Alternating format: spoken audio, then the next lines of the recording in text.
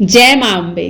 गुप्त नवरात्रियों में 8वें दिन की अधिष्ठात्री देवी महाविद्या बगलामुखी हैं। मां बगलामुखी की पूजा करने से व्यक्ति के जीवन से समस्त रोगों से उसे मुक्ति मिलती है, कर्जों से मुक्ति मिलती है, साथ ही शत्रु बाधाओं से मुक्ति मिलती है। मां बगलामुखी की पूजा गुप्त नवरात्रियों में की जाती है।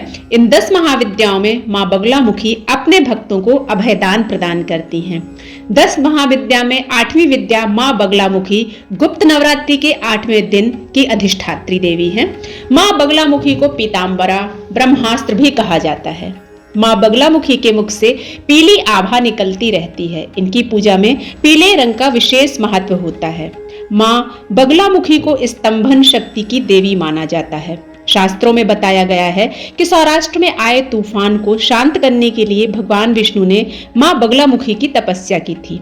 भगवान विष्णु के द्वारा की गई तपस्या के फलस्वरूप मां बगलामुखी का प्राकट्य हुआ था। विशेष रूप से शत्रु और विरोधियों को परास्त करने तथा मुकदमे में जीत हासिल करने के लिए मां बगलामुखी की उपासना अचूक मानी जाती है। मां बगलामुखी की पूजा में कुछ सावधानियां रखना अति आवश्यक है। मां बगलामुखी की पूजा तांत्रिक पूजा होती है, इसलिए बिना किसी गुरु के निर्देश के इनकी पूजा नहीं करना चाहिए। कभी भी मां बगलामुखी की पूजा किसी के नाश के लिए नहीं करना चाहिए। मां बगलामुखी की पूजा में हमेशा पीले आसन, पीले वस्त्र, पीले फल, पीले नैवेद्य का ही प्रयोग करना चाहिए। मां बगलामुखी के मंत्र का जाप करने के लिए हमेशा हल्दी की माला का ही प्रयोग करना चाहिए। मां बगलामुखी की पूजा हमेशा संध्या काल या मध्य रात्रि में ही करना चाहिए। अगर आप अपने शत्रुओं और विरोधियों को शांत करना चाहते हैं तो मां बगलामुखी के जन्मोत्सव और गुप्त नवरात्रियों में इनकी पूजा अवश्य करें।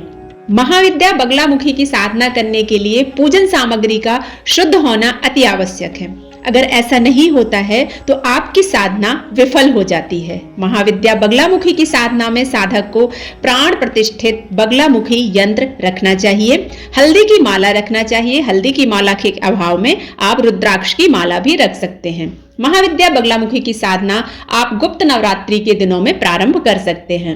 मां बगलामुखी की साधना रात्रि काल में ही करना है। महाविद्या बगलामुखी की साधना करने के लिए स्नान करने के पश्चात शुद्ध पीले वस्त्र धारण करें। अपने घर में किसी एकांत या पूजा कक्ष में पूर्व दिशा की तरफ मुख करके बैठकर ही यह साधना करना चाहिए। याद रखें कि पूजा के लिए आसन भी पीले कलर का ही होना चाहिए। बैठने के लिए हमेशा पीले रंग का ऊनी आसन ही प्रयोग करना है। अपने सामने एक लकड़ी की चौकी रखें और उसके ऊपर गंगा जल छिड़ककर इसे शुद्ध कर लें। चौकी पर पीले रंग का कपड़ा बिछाकर उस पर एक प्लेट रखें। प्लेट में हल्दी से षटकोण का निर्माण करें। षटकोण में पीली सरसों रखकर उसके ऊपर सिद्ध प्राण प्रतिष्ठित बगलामुखी यंत्र की स्थापना करें। इसके पश्चात बगलामुखी यंत्र के समक्ष शुद्ध गाय के घी का दीपक प्रज्वलित करके बगलामुखी यंत्र का पूजन करें। पूजन करने के पश्चात बगलामुखी कवच का पाठ करें। मां बगलामुखी की साधना 11 दिनों तक की जाती है। मां बगलामुखी की साधना करते समय साधक को पूरी श्रद्धा और आस्था के साथ सभी नियमों का पालन करना चाहिए। 11 दिनों तक पूजा करने के पश्चात पूजा संपन्न करने के लिए हवन अवश्य करना चाहिए। मां बगलामुखी के हवन में पीली सरसों, हल्दी, पीले पुष्प, गाय का घी मिलाकर हवन कुंड में आहुतियां देना चाहिए। हवन पूर्ण करने के पश्चात अपने घर के मंदिर में मां बगलामुखी यंत्र की स्थापना कर दें या इसे आप अपने गले में भी धारण कर सकते हैं। पूजा और हवन में बची हुई सामग्री को किसी नदी में प्रवाहित कर दें या किसी पीपल के पेड़ के नीचे गड्ढे में दबा दें। ऐसा करने से आपकी साधना पूर्ण हो जाएगी और आपके ऊपर मां बगलामुखी देवी की कृपा हमेशा बरसती रहेगी। मां बगलामुखी की साधना करने से मनुष्य के जीवन की सभी समस्याएं दूर हो जाती हैं। धन प्राप्ति के नए नए अवसर प्राप्त होते हैं। मां बगलामुखी की साधना करने से साधक के सभी शत्रु समाप्त हो जाते हैं।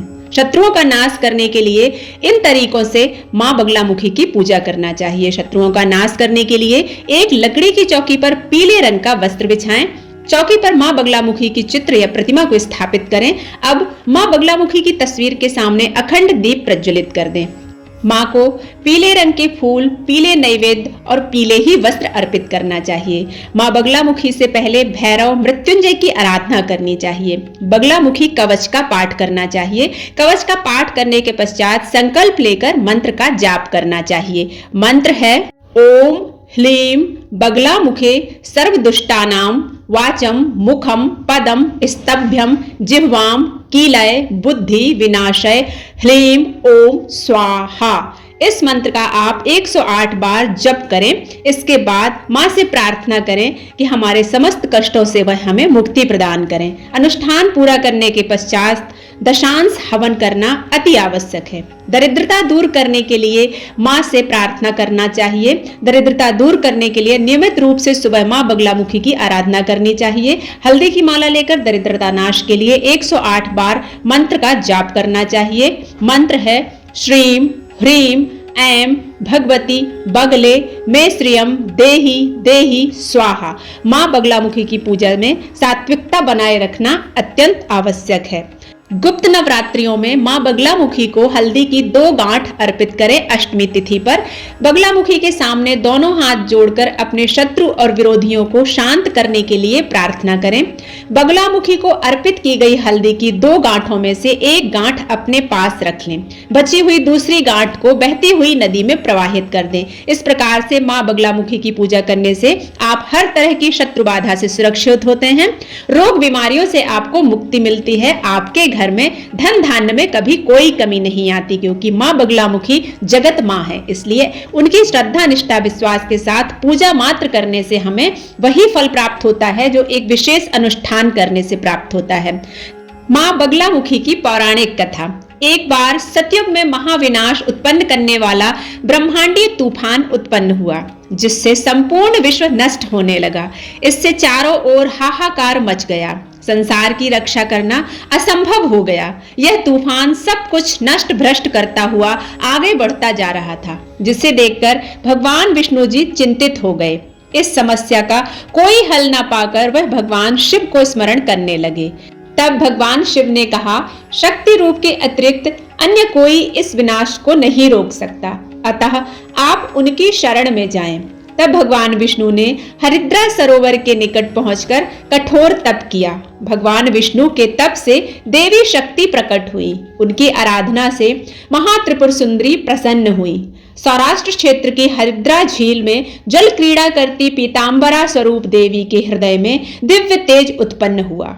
इस तेज से ब्रह्मांडीय तूफान थम गया।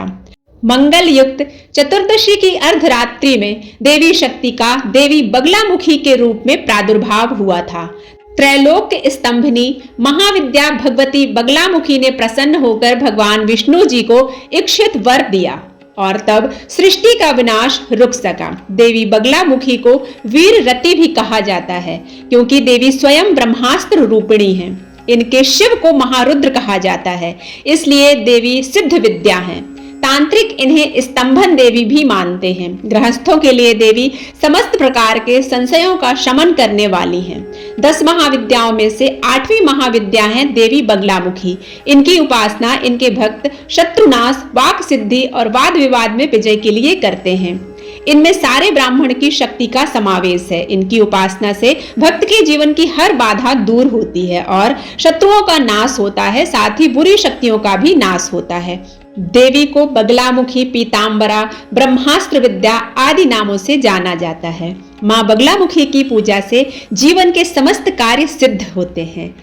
वह माँ जिनकी पूजा श्री हरि विष्णु और भोलेनाथ ने की है, उनको शत शत नमन है। जय माँ बगलामुखी। मिलते हैं अगले वीडियो में, तब तक के लिए जय माँ अम्बे।